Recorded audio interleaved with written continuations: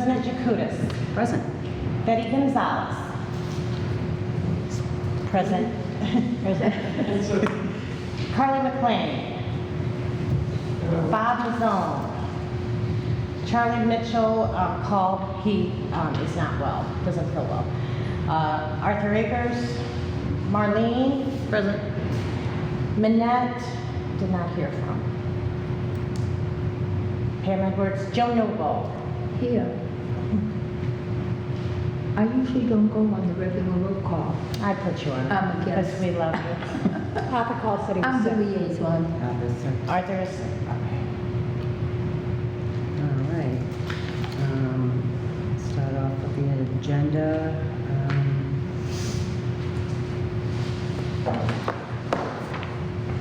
Approve the minutes from the last meeting.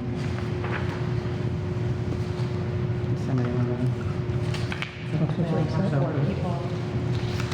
Okay, so with 4 people, can we even, we can't vote on anything? Can we even have this meeting right now? Correct. The formal meeting with discussions, information only, but as far as formal votes, we seem to go on. So right now, we can't do the nomination of board officers because we don't have enough people here. But we can ask questions. How about the lease agreement with Cliff? What's going on with that? Continuing to plug along with that, what we're seeing, it's somewhat like the more layers that you deal with, the more issues that arise. There's been, over the years, there's been a great deal of entanglement between what Cliff's duties and what Council on Aging duties.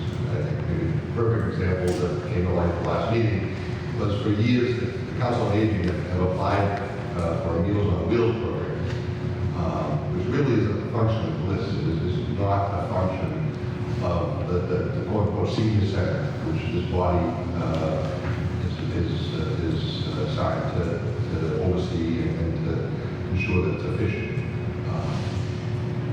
Moving forward, it's certainly we need to untangle this and clearly separate what Bliss offers and what their duties and responsibilities are and what Council on Aging are. And the hope is that between the lease agreement, the memorandum of understanding between the parties, this will be clearly spelled out. And there's really no reason, in my mind anyway, that moving forward that the Meals on Wheels program and other programs that seem to entangled that Bliss itself would be the applicant for a grant for community development monies, the Meals on Wheels program. We're making progress. We've been working on this for over a year. It's one thing that was slow that this body wasn't really formed until January, when the mayor did appointments. So we've had for 7 months. We've had, unfortunately, I think of the meetings in the last 7 months, we may have had a quorum of 1 or 2 of them, which is frustrating for this board and things moving forward, things difficult.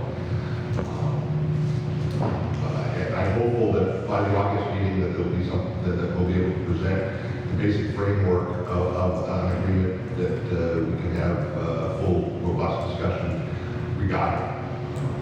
So you're looking at a timeline. Next meeting, we should have some answers, definite answers coming in. And once we get that framework, we'll certainly we'll share that with you in advance of the meeting, so it's not dumped upon you folks at the meeting, and so that we have the opportunity to visit back. And the more eyes on it, the better.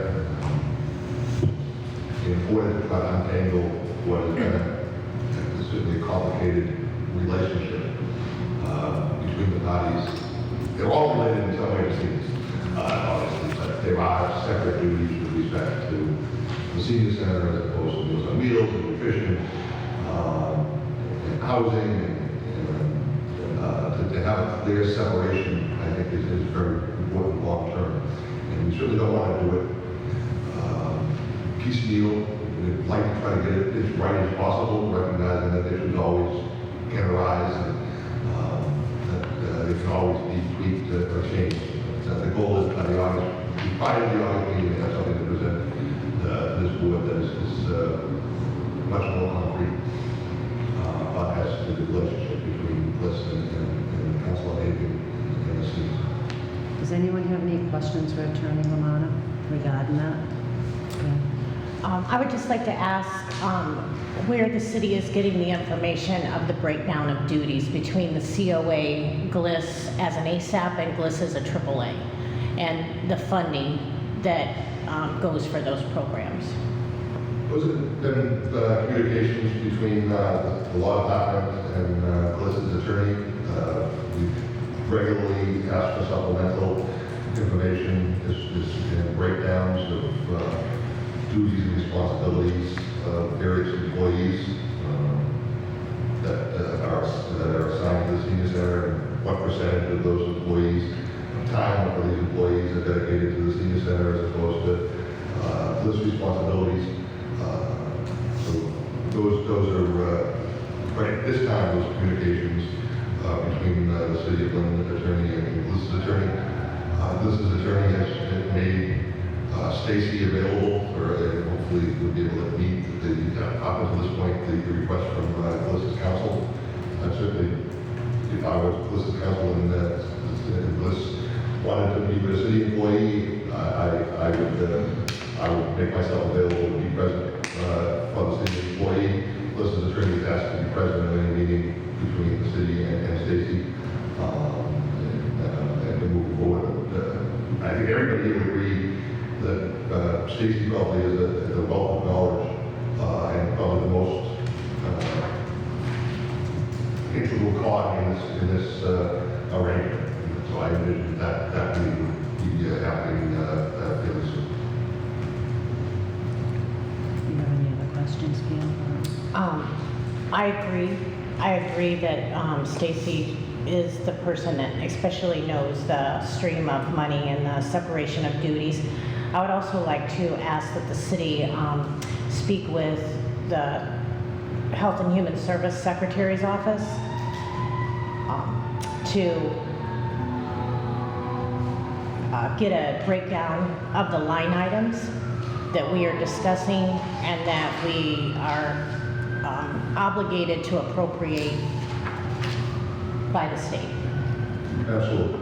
I appreciate it. Any assistance is greatly appreciated. I've been working with the city for 24 years, and the last year this has really been our first and only direct involvement with the senior center and Council on Aging.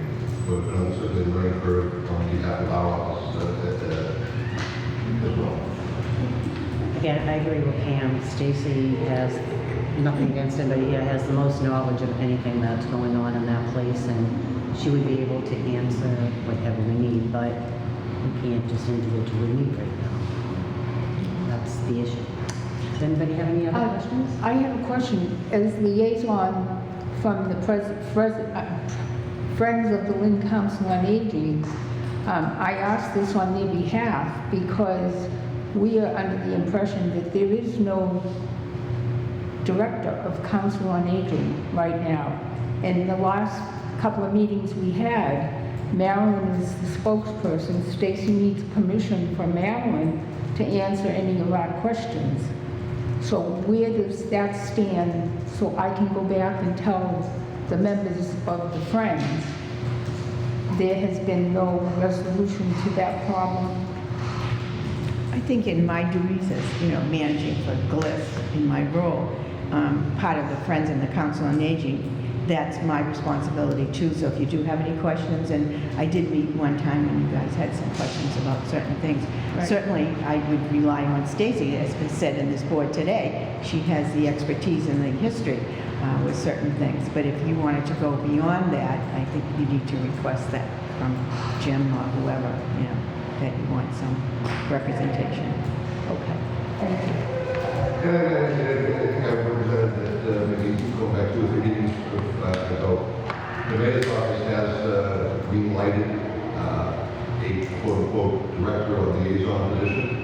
And that's part of the negotiation of how that will work. And what that position, how that position will evolve and the clear separation between GLIS, Council on Aging, and Senior Center. Right now, it's not simple, but since with the golf course, for example, we hire a tenant, and the vendor runs the golf course. I equate that with what we essentially do right now, is rightly or wrongly, we have turned over the senior center to Melissa's operate, they operate. It's a bit easier on the golf side, we have a DPW commissioner, that's the city employee that is responsible to make sure that the course is in proper condition. We have an ISD director that makes sure that the building, the boiler is working, the roof is functioning. Right now, we don't have a city employee that can come to this board and as a city employee to oversee the operations. It complicates things, it's a difficult thing to work out because this has been going on for so long, where we've essentially just said, Liz, if you are going to be running our senior center, but there's been really no, other than this board, and this board can't make this a full-time job, we don't have anybody on the city payroll that can be the point person to come back and report to you. And it's a difficult situation for Stacy in the sense that she's paid by Bliss. She somewhat, in some ways, she has two masters. She's been appointed to be your representative, but she's also has duties and obligations with her job. And to untangle that and to figure out what is the best way moving forward long term for both Bliss, for Council on Aging, and more importantly for the seniors in Lynn, that's the struggle that we're having, and we're trying to find that out and try to continue to make a proposal to this board to see what we can come up with and was agreeable by the parties is something that is acceptable to this board, which would have to vote on. And reading those bylaws, this board would have to be comfortable for it, and they would have to vote for it. So finding that middle ground that works for the city and for this, and more importantly for seniors, is what we've been entrusted in a lot of time to do. And we are hopeful that by the August meeting, we'll be able to put forth some of the concrete details of what this new arrangement is going to look like moving forward. Anyone have any other questions? All right, next one, list board appointments. Does anyone have any questions for Attorney Romano on that? Yes. Whenever I'm talking, if somebody could just take a couple notes, that would be helpful. Okay, so we all received a letter from the Lynn Law Office in our email yesterday. If you did not get it in your email, I made copies today and they're here. So there's a couple things that I'm unsure of. Being a part of this for 2 years, well, 3 years on the board, but 2 years of this. So now they're saying there are presently 3 vacancies that are not filled. How did we come up with that number? I would say that this was information we provided because I would say that there are 4 vacancies. My understanding is that there is a Council on Aging appointment that is a holdover that is presently serving as president of the Bliss Board. We've had some back and forth with Bliss Council with respect to this 4th position. I've been told that the Bliss would prefer that, and I believe I made a reference to the letter, Attorney Marpolo made a reference to the name of the letter. Bliss the board would prefer that he remain on the board, but that being said, his term is expired, and that following the Bliss bylaws, and this should be forthcoming. I would say maybe a little over right now, but it should be forthcoming, and I intend to reach out to the Bliss Council. The bylaws on the Bliss board state that they are to let the Council on Aging know of the vacancies, and then at that point the shot clock starts to tick. Council on Aging has 30 days to appoint. We have not received that formal letter yet, but reading those bylaws, if they haven't sent a letter yet, they should, or in the next 2 weeks go by, they haven't, there would be a violation of this board. I can't speak in the past, and this may be part of the confusion at the last meeting. I don't know if this board, this has followed the bylaws, and they every year said, it's to see if I can notify you that you have blank appointments. Because that is the process that should happen. They tell us, or tell you, with the Council on Aging, that the blank number of vacancies, you have 30 days to appoint those. I think it's important to note that there's really no way around it. There's certainly process and discussions, but the list bylaws allows for a vetting period where the board actually approves the members. As your council, it's a bit frustrating. The board has that control, but absent negotiations with lists to come up with some type of arrangement for those bylaws to be changed. The list board has, they have veto power, unfortunately, over the council on aging. You folks could submit 4 names, and if they're not happy with those names, they could be rejected and presumably come back. I would think that this would come back to this council on aging to submit new names. But there is a mechanism for this board not to accept the names that are submitted by this board for nominations. It's a function of their own bylaws. There's absent an agreement between the parties is really an inability for this council on aging to have a full say on the slates of candidates that they would prefer to see sitting on this board. Well, so it is our intention that we have 5 seats per both people's bylaws. And also, is the city aware that on May 8, 2018, we were told by the list director, Paul Crowley, that we do have 5 openings, but asked that we only fill 2? My involvement with the council on aging issues probably started, I would say probably September of 2008. So I was unaware of that, but I've been formally advised that there are 4. I've been advised there are 3 openings on this list position. They would prefer one council on aging position not to be replaced. Well, the people From a legal that, perspective, that this board will decide whether that candidate will be submitted along with the other names. and they have refused to give us a list, but out of the ones that we see, the earliest appointment was 2012, and that's Mr. Baker, or the latest, or whatever you want to say, the last appointment, and prior to that, it's 2010. So does the city, what are the repercussions of dealing with a board that is not current and having business with them whenever they are guided by state regulations? From as council for the city and council for the council on aging, this is a non-negotiable point. This board will be able to submit the names and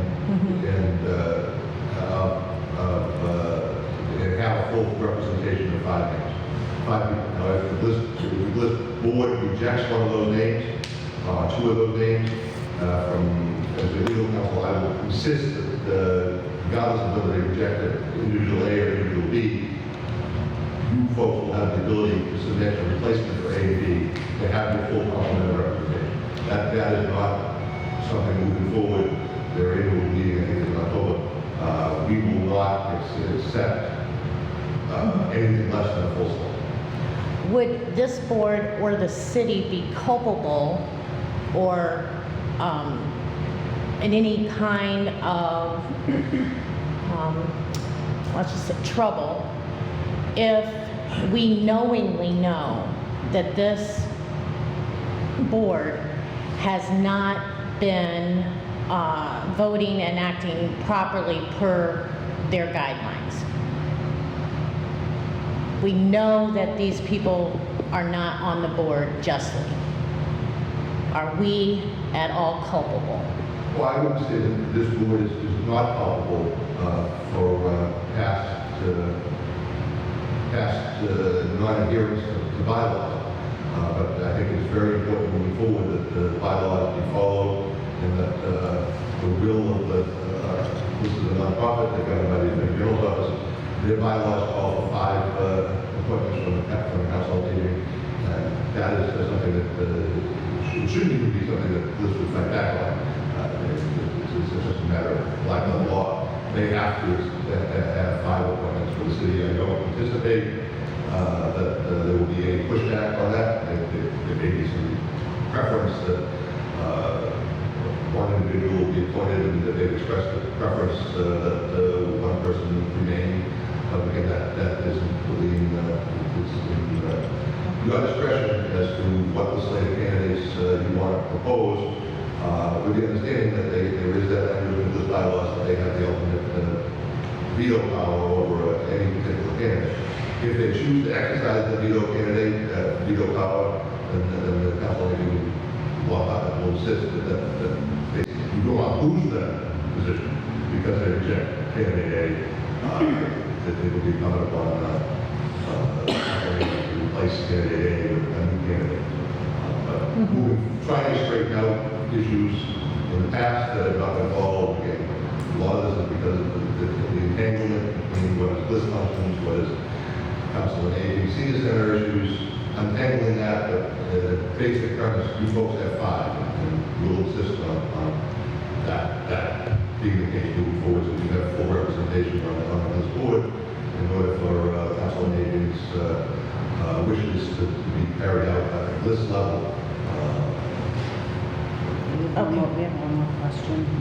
So just a point of clarification, our bylaws state that we have to have 51% representing the communities that we serve. It does not state that we absolutely have to break those out in a particular way. We have chosen to allocate 5 of the 8 positions to Lynn. There are 3 other communities that have 1, and 1 community that has 0. At this point, we don't plan to, we have no immediate plan to change that allocation, so we're still looking at 5. But I just want to make clear that our bylaws do not dictate how many of those community positions go to any one community. So that is within our discretion. At this point, our discretion is to have 5 positions for Lynn, given that Lynn is the largest community that we serve. At one point, we did have 5 people who were nominated by the Council on Aging on our board. Just as this council has made some administrative errors, so has Bliss. We made the mistake of just continuing to re-elect members to the board without going back to the council to request a renomination of those individuals. Subsequently, 2 have moved out of the area, leaving those positions vacantly, and 3 were essentially holdovers. One of which has been moved to out of a community rep seat into an at-large seat, and the 2 remaining holdovers are Bob Mazzone, who's on this board, and you already mentioned John Baker. Who's the at-large, Ken? That was our board treasurer was moved from being in a Lynn community position to an at-large position. So that leaves Malagriffa, Sano? Okay. So he's not a representative no longer? Correct. Okay. Now, that was not true at the time that Paul wrote that earlier letter, saying that there were 3 holdovers. But at this point, there are 2 holdovers, and again, Bob Mazzone and John Baker. Those, we would seek that both of those people be renominated. We would request that. That both of those people, since both of those people are still interested in being community representatives on the board. But obviously, those people are holdovers and not officially representatives. Therefore,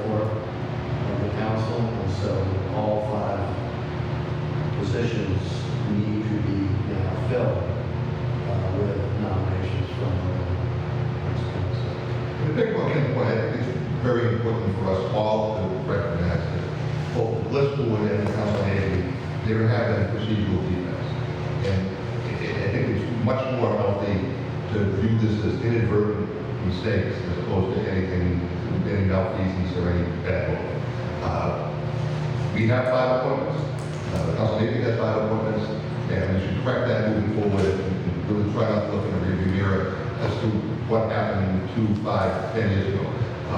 We have a handle on this. We heard from Ken. They got to acknowledge that there are 5 vacancies. I think the next step would be to list and notify us there are 5 vacancies. I think it's perfectly appropriate in that letter to urge the Council on Aging to consider Mr. Baker and Mr. Mazzoni, but ultimately it will be the Council on Aging through its nominating committee to make that determination. Can I ask you a question? Sure. You were saying, basically, you were told by Bliss, we had 5 appointments, but you were told by them you could only fill 2? That was in May of 2018. Okay, May of 2018. Okay. Asked that we just do 2. And did we only do 2 then? Or? No, we put in 5, but then when it came down to it, we were told that we were out of order because we had holdovers. Isn't that ironic? And so our board was defunct because we had holdovers. So that's why I was asking, since none of our votes were considered to be legitimate, if these people were all holdovers, was their votes illegitimate, and every business that Gliss did since 2012 illegitimate? And since we know that they had an illegitimate board, are we also culpable to what they voted on? Piggyback on the rearview mirror comment, we can relitigate past issues, but a holdover is not unlawful percent.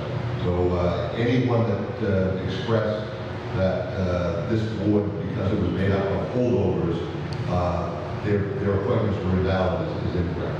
A holdover. The legal department told us that. The legal department told us this board was that. The legal department said the COA board is basically defunct or illegitimate because we had holdovers. That's what we've been told for a year, especially since I January. certainly did not make that statement. I don't know who in the law department would have made that statement. A holdover is wrong. It's not a problem. I don't think it's the ideal way to run government. But I would probably say, I would venture to guess in the city boards and appointments, somewhere north of 40% of current board members are holdovers. Until they are replaced, they are an active member of the board, and their vote is wrong. And that would go for any holdovers that weren't replaced at this board, Mr. Baker, Mr. Mazzoni, as holdovers, until they are replaced, and lawfully vote. We've had some discussion about whether a quorum existed at certain meetings, and if absent 6 people present at a Council on Aging meeting, then those votes would not be binding. But presumably, if there were 6 holdovers that appeared and voted, that would be a lawful vote. Just one more clarification about this letter. You have stated here today that this board are the ones who will submit the names to the Bliss board, but in the letter it also says that the mayor is going to have a say or would like to have a say on that. Since the beginning of this process, this board has basically been told to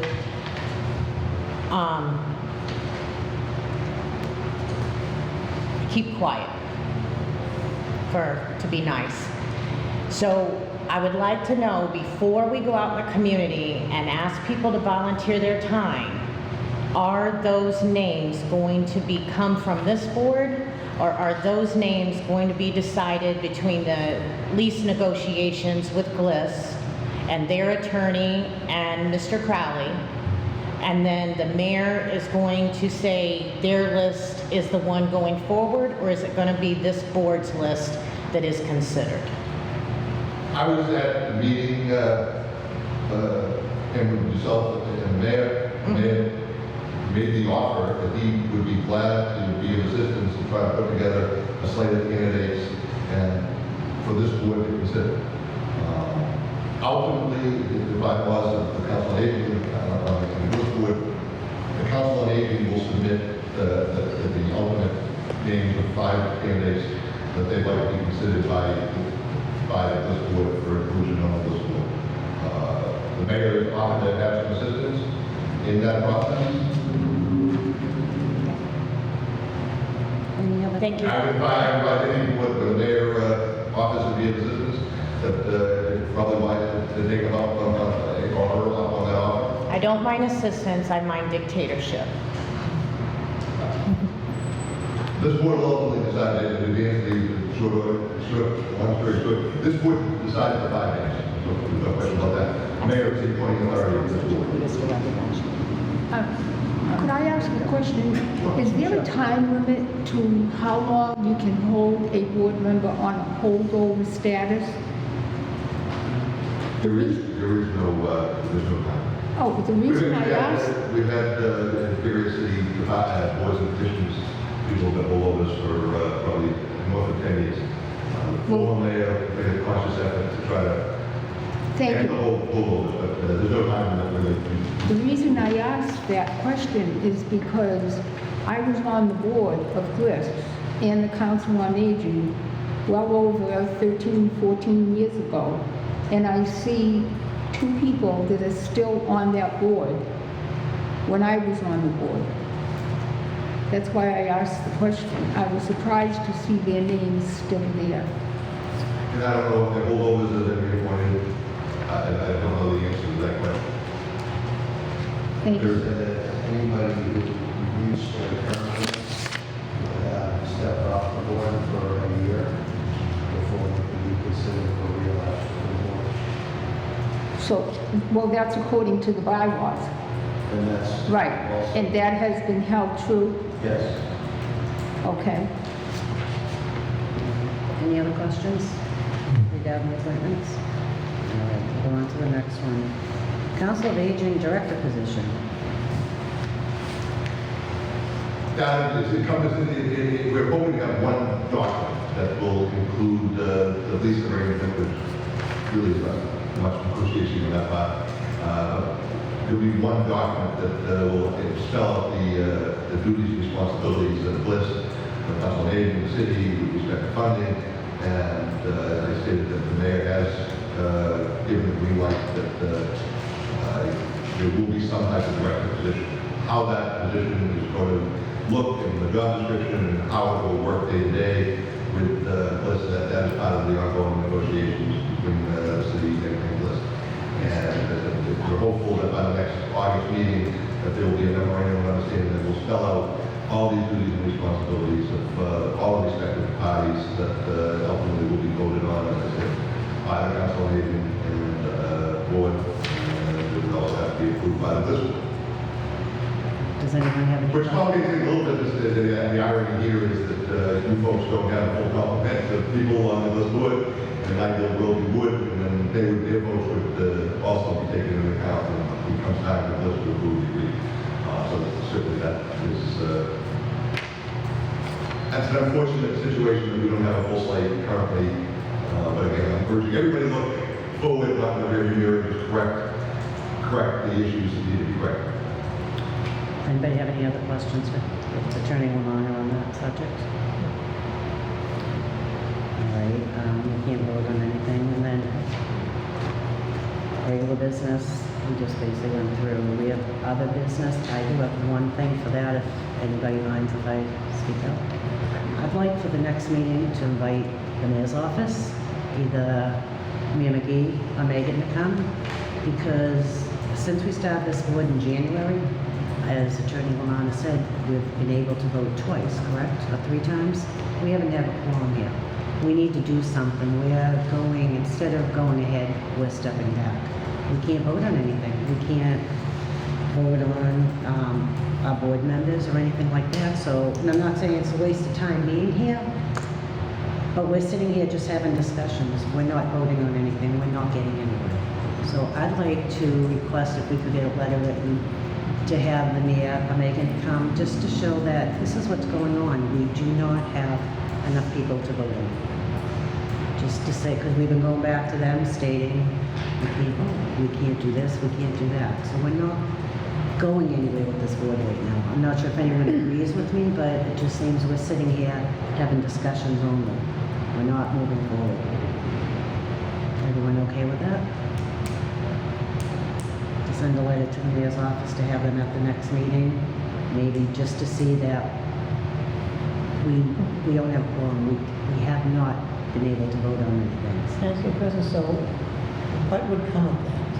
Nothing, I just want, we keep going to the mayor's office. I want them to be here to show that we're having a meeting and nothing's we're having discussions, that's it.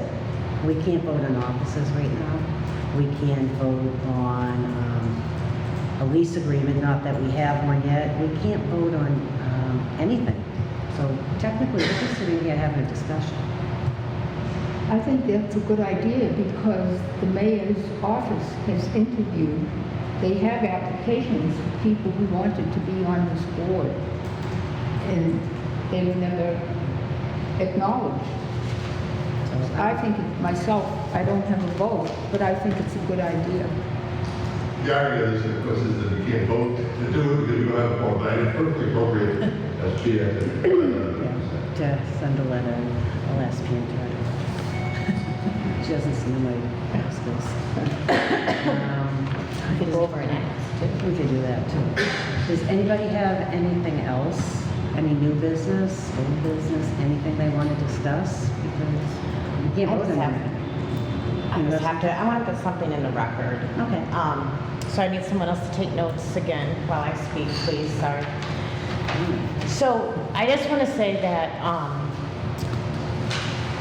I want us to remember, especially as we're getting down to the lease agreement, that I mentioned today about being culpable. And culpable, for just a reminder, is about tacit approval or knowing something is wrong and going along with it.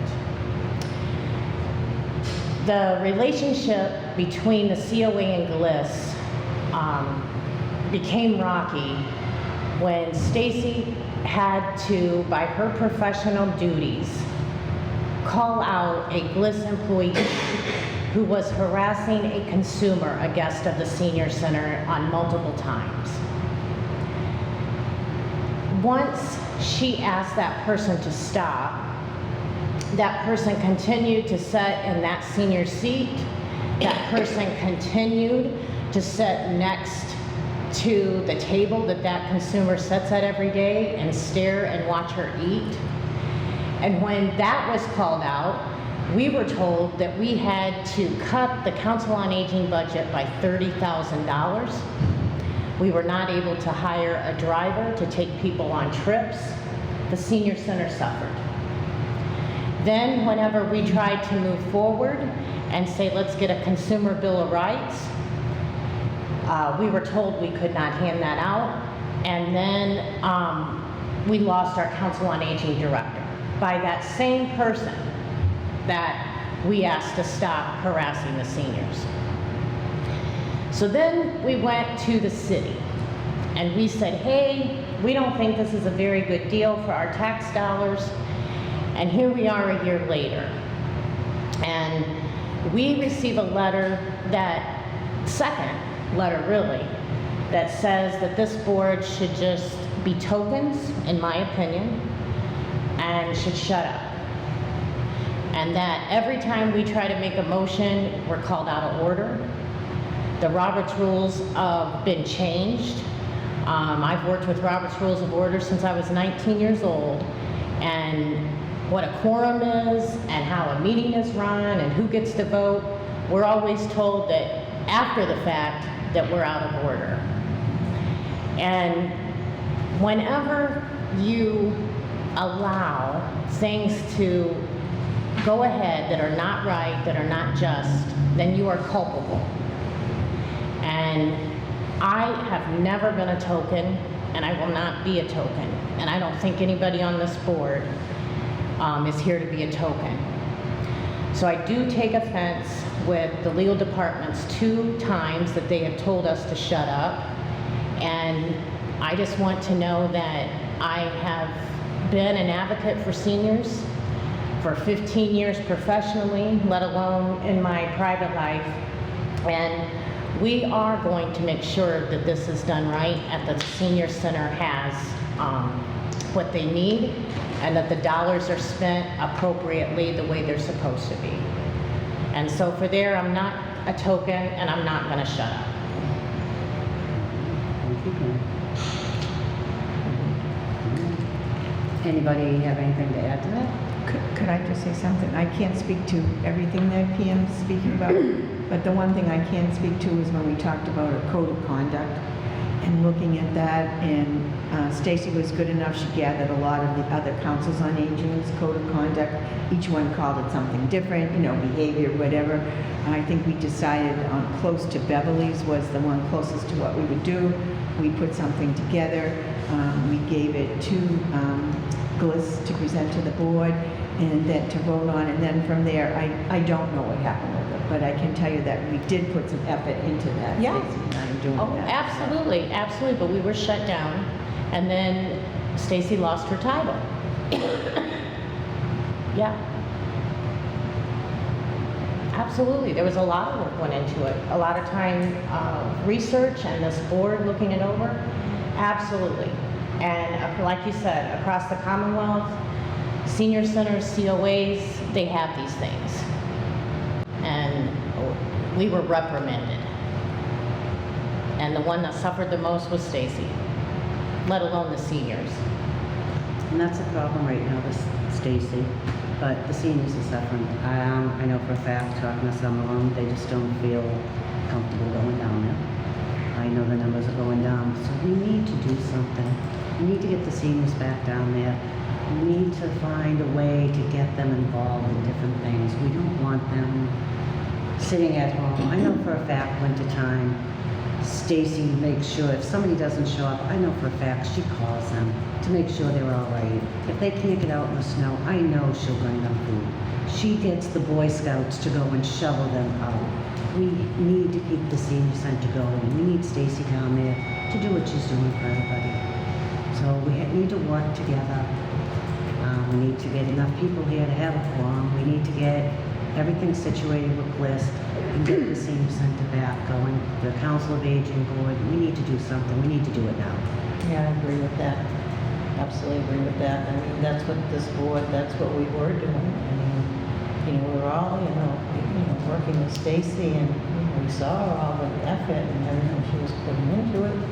And, that's, and the board was very cohesive. I mean, we were really trying to get a lot of things done for the seniors. And that's what we say, the seniors. All this here, I know we have to go through all this or whatever, but I'm here. I want to help the seniors. I mean, that's why I sit here, And I agree. I mean, I've been to a lot of Council on Aging just because of my job all over the state. I have never, ever seen a person like Stacy. I mean, I swear to God, that is the honest to God truth. I have never worked with a Council on Aging director, whatever your title was, like her. And that's why I'm here. She treats everyone as if it's... I've never seen anything like it. Really. I think also... As her mother or her grandmother, she treats every person down there like that. And I think also, I'll be the first to say that, and, talk about what she does, et cetera. And I don't think whatever's going on now, as Jim says, moving forward, and Gliss trying to figure it out with Jim and whoever else, I think doesn't take away from the fact that Stacy still continues to work that hard and be that senior center director and call the people in the winter and check on someone in the hospital and whatever. So I don't see her role in that. I see, if anything else, because of the people, the change in the dynamics of the people in the center, some of those that aren't coming anymore, some of the new people coming in are more difficult, that sort of thing, that if anything, she has ramped up what she needs to do.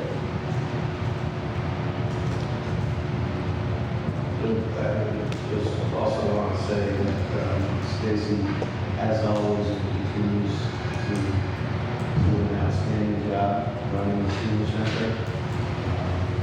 And that is really what Bliss Highway can do, is to run the senior center on a day-to-day basis.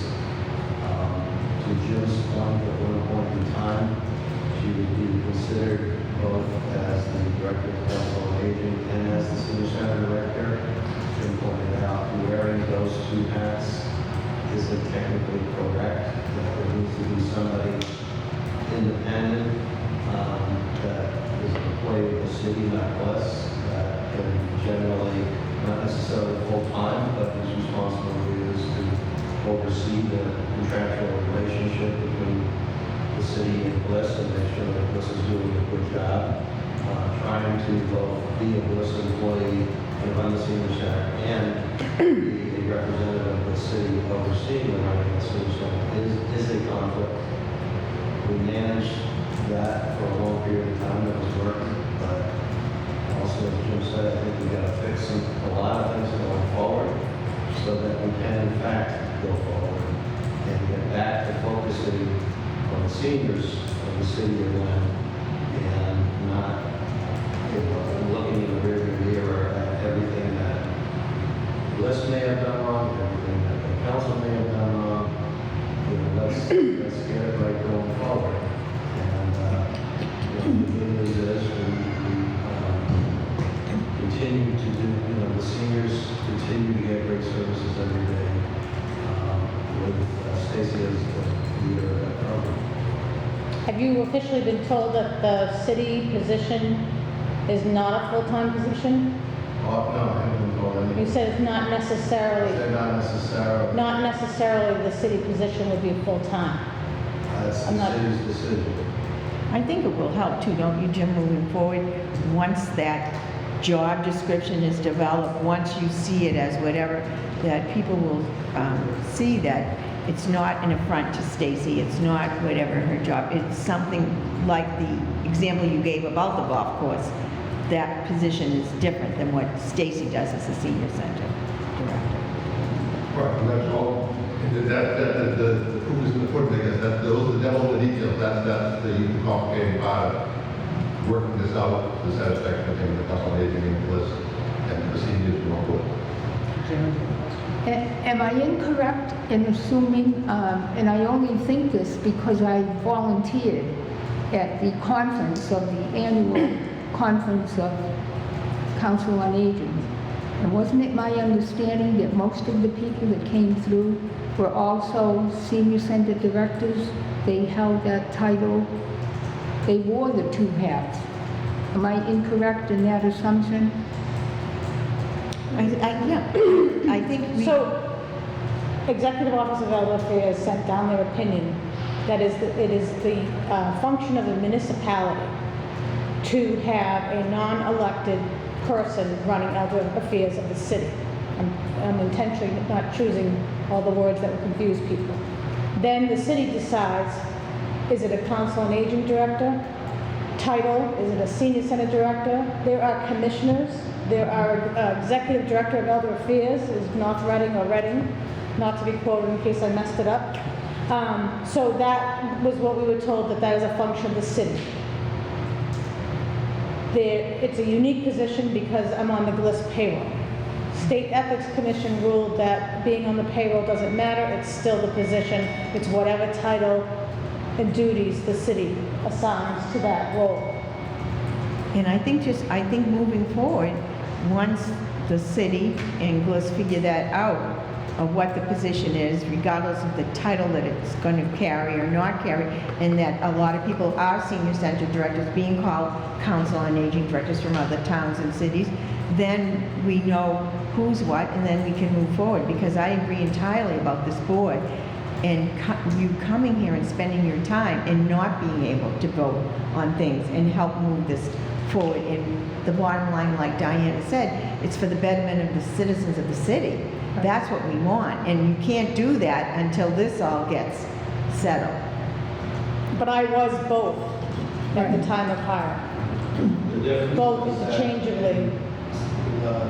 Lynn is the only city in the Commonwealth that contracts out the management of the senior center. So it sort of doesn't matter in other cities. The person is a city employee, one way or the other, whatever title they give them, and the city runs its own senior center. This is different. The city has contracted with Bliss to run the senior center, and that's where it's important to distinguish between the roles within Bliss of managing the senior center on behalf of the city and the role of the city government itself. Anybody have any other questions? No? I think we have a, one is like a ping-pong game, looking to the other side. But I think that yes, is a big vote right now. Too many persons have seen it, too many cities they go and they pull it in one side and pull it in the other side. So we have to work it together for this. Slowly in that way, because yes, it's like that they go deep right now. If you go after 4 o'clock, you don't find nobody there. It's no activity, the people are not enjoying to be regulars. So I think please, to start to put all this things together and start working for kids, how they have to be. So you want everyone working together and come as one Just person? and- clarify, Betty, whenever you say working for GLIS, you're talking about the senior center, correct? Right. Yeah, because, yeah. We're just we're in GLIS's building, but the senior center, you're saying we should work for, right? Because in general, if you take for the money or for the thing, you have to work all the things together in general to put the thing up, not down. So in other words, you want us all to come together, we all want to try to work together and get this, more people there, have people feel comfortable there. We want it back to the way Stacy used to have it. It's a very critical time now at all senior centers because that shift in the aging of the person 60 to 70, every senior center is experiencing a drop in numbers, so to speak, to a degree. So you don't want it to get to a point where you have that and everything else that's going. You want, like Betty said, for everyone to be able to come together. Look at how we can increase the numbers of those that aren't coming in general because of the age right now. What that means, a lot of senior centers are looking at health and wellness type things like Stacy has put in place, et cetera. And then about other people, because we're there for everybody. We're there for people downtown Lynn. We're there for the rest of the people on the outside of the 4 walls of the building. And how do you invite people back? How do you get new people to come in? That sort of thing. So that in itself is a challenge. Anybody have anything, any other questions for today? Or any discussions? I noticed that Pam's appointment expires August 9th. Yeah. What do you bet I'm not on it? What do you bet I get reappointed? Wow, that's a What do you think the concern. bet is? Hi, Carly. Did anyone notice that? Well, if I don't get appointed, this is a public meeting, and I will be here. Yeah. A little bit. I submitted my paperwork, but if I don't get appointed, I will still be here. It's a public meeting. Anyone can sit down. I understand it's a public meeting, but my concern is, and I voice this because I've served on so many boards, you're a very capable person, and it's very difficult to get people to take notes at a meeting because most of the time, they just want to sit and listen. They don't want to be bothered with having to, oh, I'm supposed to do this. And also, I notice in the new bylaws, there will be a treasurer. That's another difficult position. Treasurer will just be working with the CFO. They don't touch money, they don't write checks. But it has to be somebody who's knowledgeable about what they're looking for and who can read these budgets and understand. So those are just my concerns about this board. And as you know, I go way back, so I have a definite, long before Stacy, when Stacy was still a youngster. I exposed her at a very young age to the problems and how you have to become involved and care about what happens. You cannot let people dictate to you. And you've got to care about what's happening. And it's just too bad. So hopefully, even as a bystander, yes, it's a public meeting, but you see, where is the public? They're not here. You can't get board members here. And you can't get board members to come who have committed to come to a meeting. You can't get them to come monthly. We've had that problem. So my concern is that PM will not, like she said, she's applied, but if she's not reappointed, then you have a bigger problem.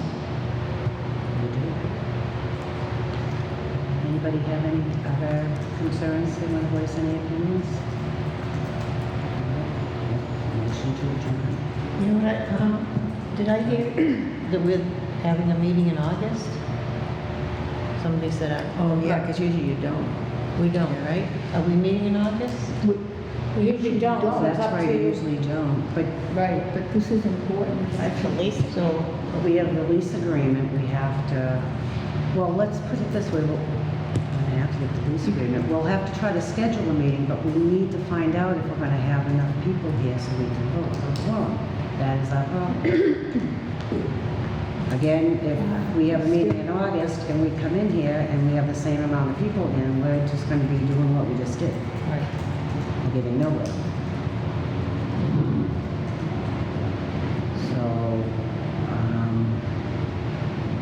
what's everyone's input on this? I'm fine. Is anyone going on vacation in August? That's the main question is, actually, What would that date, what would that date be, August what? 28th.